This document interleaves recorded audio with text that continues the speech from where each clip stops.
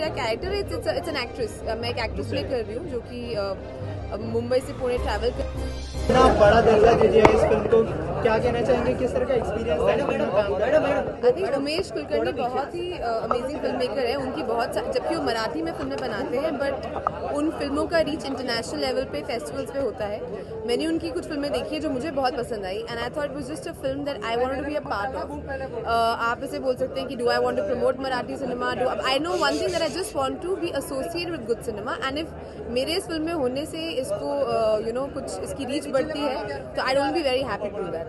अच्छा, आपने मराठी कुछ नहीं बोली है फिल्म में, कोई दो लाइन जो आप मराठी में बोलना चाहें आपने? क्या झाला? That's all the Marathi I know. In the film also जो मेरा कैरेक्टर है it's an actress। मैं एक एक्ट्रेस प्ले कर रही हूँ जो कि मुंबई से पुणे ट्रैवल कर रही है। बहुत छोटा सा रोल है। It's just something I did as for Umesh. इसमें कोई कमर्शियल या कोई और इसमें वो नहीं था। It was just something, it's a good film and I wanted to help out as much as I can to make this film as popular as it can be. जब आपको स्क्रिप्ट ऑफर की गई तब आपका क्या reaction था, क्योंकि एक मराठी फिल्म है और मराठी फिल्म जो है काफी छोटे दर्जे पर जी प्रमोट की जाती है या फिर रिलीज की जाती है? बट देखिए आजकल जो भी फिल्में, चाहे फैंड्री हो, लय भारी हो, चाहे उमेश की फिल्म विहीर या द्योल हो, आई थिंक उनका इम्पैक्ट डेफिनेटली हो रहा है एंड आई थिंक हमको अच्छा सिनेमा हो, चाहे वो वर्नाक्युलर क्यों ना हो, प्रमोट करना चाहिए। And as an actor I think cinema की कोई लैंग्वेज नहीं होती है। तो जबकि मैं नॉर्थ से हूँ और मेरा कोई मराठी सिनेमा से कोई कनेक्शन नहीं है but the story I really liked. I thought it was a film कि अगर मेरे उसमें होने से उस फिल्म को बेनिफिट होगा तो I just thought why not. Huma, कोई upcoming project in Hindi cinema?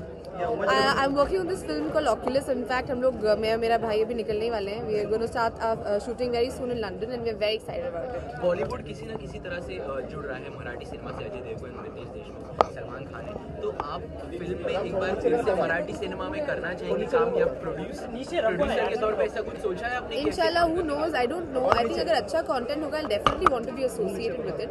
I think चाहे लैंग्वेज कोई भी हो, अच्छी फिल्म्स बननी चाहिए, लोगों तक पहुंचनी चाहिए। तो मेरी तो कोशिश हमेशा यही रहती है कि I should be part of good interesting films and good scripts. So language is no barrier? Language is definitely no barrier. Thank you.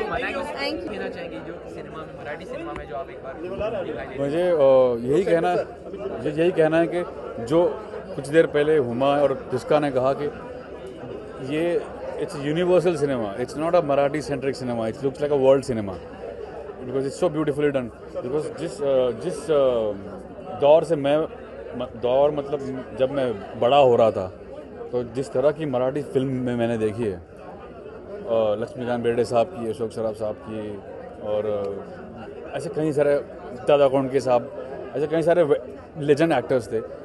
उस सिनेमा से लेके अब जो सिनेमा में हम लोग है, हाईवे काइंड ऑफ सिनेमा, जो गिरीश कुलकर्णी, उमेश कुलकर्णी, जिस तरह के डायरेक्टरों ने जिस लेवल पे ले गए, it's evolved so much, it's like a big giant leap, it's like a major giant leap. This is a great thing, it's moving forward and it's evolving and I am very proud and very happy to be a part of this. Sorry ये बोलना, हुमा को बोलना पड़ेगा कि मैं कम में था। एक मिनट नीचे। तो मराठी सिनेमा है तो कहीं ऐसा सोचा था कि वो एक मराठी टच आना चाहिए फिल्म को, या जस्ट फोकस्ड ऑन जो अमित त्रिवेदी का जो टच होता है हर एक हिंदी फिल्म में, तो वैसा कुछ होने वाला था या आपने सोचा नहीं कि ऐसे कुछ you have to go with the no? मैं हर फिल्म को, चाहे वो हिंदी सिनेमा हो या मराठी सिनेमा का मीडियम कोई भी हो, language is not the barrier.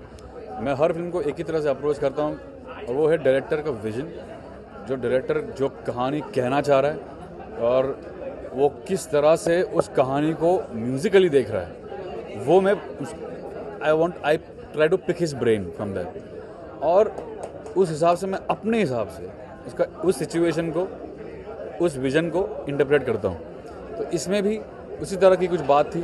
जिस तरह से ये फिल्म है, it's about finding your inner self, अंदर अपने आप में झाँक के देखना है। इट्स लाइक ऐसे लिखा है, एक सेल्फी आर पार, you have to see within your self.